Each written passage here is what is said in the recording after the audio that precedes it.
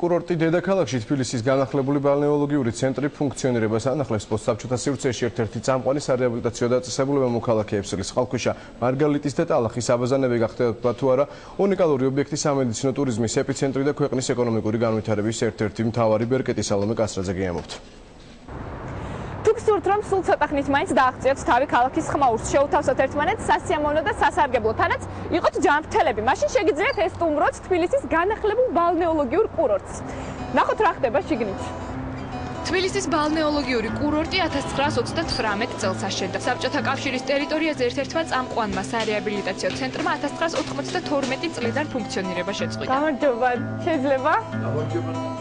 1999 წელს დირექტორმა ეს შენობა ზუსტად ამ მდგომარეობაში ჩაიბარა. დღეს მისი ძირითადი ნაწილი აღდგენილი და თანამედროვე ტექნოლოგიით აღჭურვილია. როგორც დირექტორი ამბობს, უნიკალური ობიექტი თბილისში სამედიცინო ტურიზმის ეპიცენტრი და ქვეყნის ეკონომიკური განვითარების ბერკეტია. ჩვენ გვაქვს უნიკალური აპარატი Philips-ის ფირმის დანადგარი, რომელიც არაჩვეულებრივ ჩინჯავს სახსრებს, მყესებს და მათ სისხლის მომარაგებას. ფიზიოთერაპიული და ბიოქიმიური განყოფილებების შემდეგ ყველაზე დიდი მოთხოვნა ბალნეოთერაპიულ პროცედურებზეა. აქ ტარდება პოსტტრავმული ძვალსახსროვანი, ასევე გასახდომი მასაჟების მთელი კურსი. აქ ხდება წყალქვეშა მასაჟი, რომელიც გამოიყენება მთელი რიგი დაავადებების დროს, ასევე პროფილაქტიკის მიზნით. ეს გახლავთ შაქოს კათედრა, რომელიც ისევ გამოიყენება სიცოცხლის დროს, ცერუტების დროს. იქ გახლავთ ცირკულარული შხაპი, აი ბიზნესით მიეწოდება ორგანიზმის კუნთების მიმართულებით. ჩვენ ახლა ვიმყოფებით სპა აბაზანის კიდევ ერთ სახეობაში.